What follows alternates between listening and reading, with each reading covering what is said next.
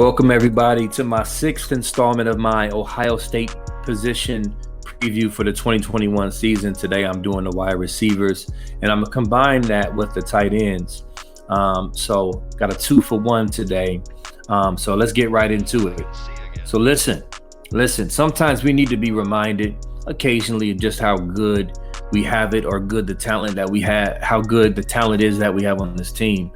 And I rewatched the Clemson game yesterday, and it's not like I didn't know, but going back and just watching it, Chris Olave and Garrett Wilson, man, them boys is good, like really, really good. So it just kind of got me even more excited than I was before about this wide receiver room led by those two, and just the excitement that Chris Olave actually, who could be about to start potentially for an NFL team, he's that good, is in an Ohio State uniform right now. Well, not literally sitting in his dorm room with a jersey on and helmet and shoulder pads, but you get my point. So, very, very excited about that. And I thought about it, like, it kind of made me think about the QBs in our room there. And Olave is not coming back to Ohio State to risk millions of dollars potentially for a quarterback that's not capable of getting him the ball. CJ Stroud was the backup last year, and he was my leader for the starting position ever since last year. So the reasonable assumption is that Chris Olave, part of why he came back is because he saw how good CJ Stroud and those backups are, to know that he's in good hands. So just to kind of another good point about him returning and the talent that we have on this team. But one wide receiver I want to talk about, I've been beating this drum all off season because I feel like people have just kind of pushed him to the side because there's some new shiny objects on the squad that, have kind of, taken our attention away. But Julian Fleming, some have given up on him. Well, if you consider some of the things in play, with him, then you might want to think twice about that. First and foremost, even though he was the number one wide receiver in the country, if you knew anything about his high school, they ran a very run-heavy offense option. I believe it was a triple option or some form of option where he barely caught the ball in that offense. So he's a physical freak, big and strong and fast, great hands, but just not polished as a receiver. So you got that out the gate that I figure would be a transition for him. But then, even more severe is that he was dealing with a nagging injury, a shoulder, in high school that never got repaired until last year or last offseason. So, him and Heartline tell the story of how he could barely even lift his arm up fully in full rotation. So it was very hard for him to catch balls, and he was still out there catching balls and running around. He got that fixed. He said he feels great. He's had a great camp from all reports. So I expect him to be in that rotation behind Olave and Garrett Wilson and Jackson Smith and Jigba. And, right there with Marvin Harrison as that fourth wide receiver. So don't sleep on Julian Fleming, y'all. Sleep on him at your own peril, in my opinion, because even going back and watching the Northwestern game last year, yes, he started out with a drop. I can imagine his nerves were crazy. He had to come in and play a lot of minutes. Olave was out, and then Jigba was out. So he was being relied upon as a true freshman with a bad shoulder. But after that drop, he caught several balls and moved the chains and looked good doing it. So that really opened my eyes, like, wow, okay, yeah, this kid is going to be all right. So don't sleep on Julian Fleming, man. Real talk.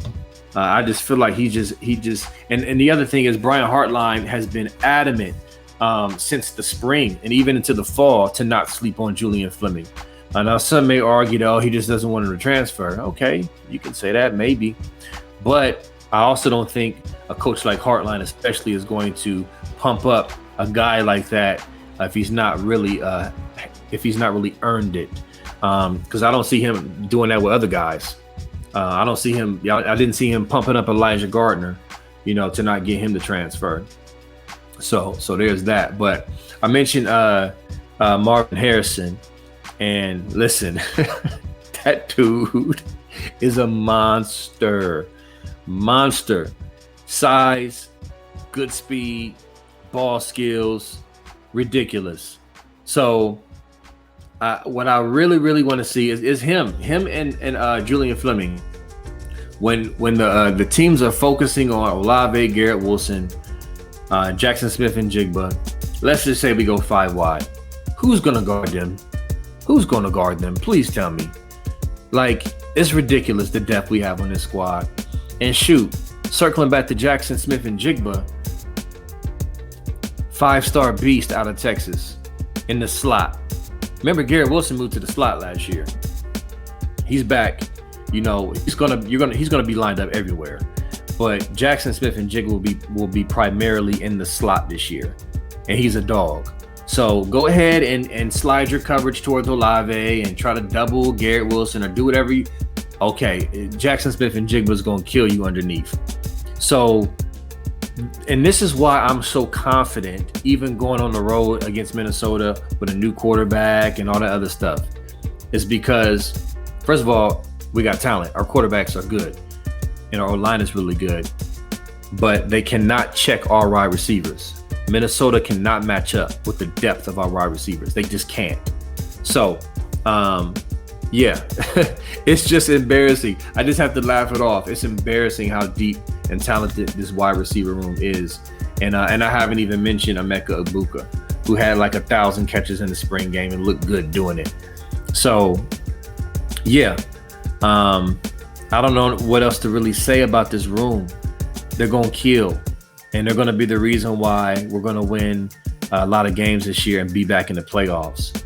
So, I'm curious to see what Ryan Day does when defenses try, what they try to, do to defend our wide receivers from a scheme standpoint, because, we're just going to hit you with the run game, something critical.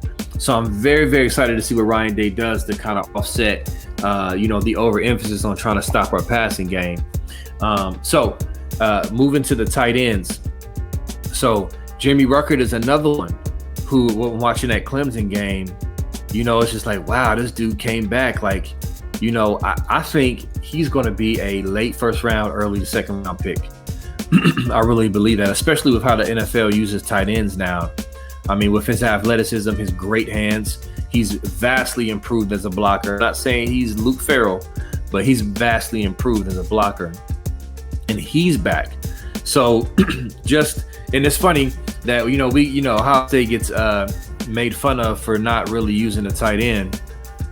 And, that's true. We don't throw to the tight end a lot.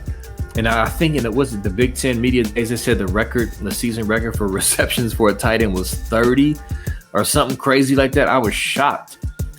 So hopefully he'll break that record this year.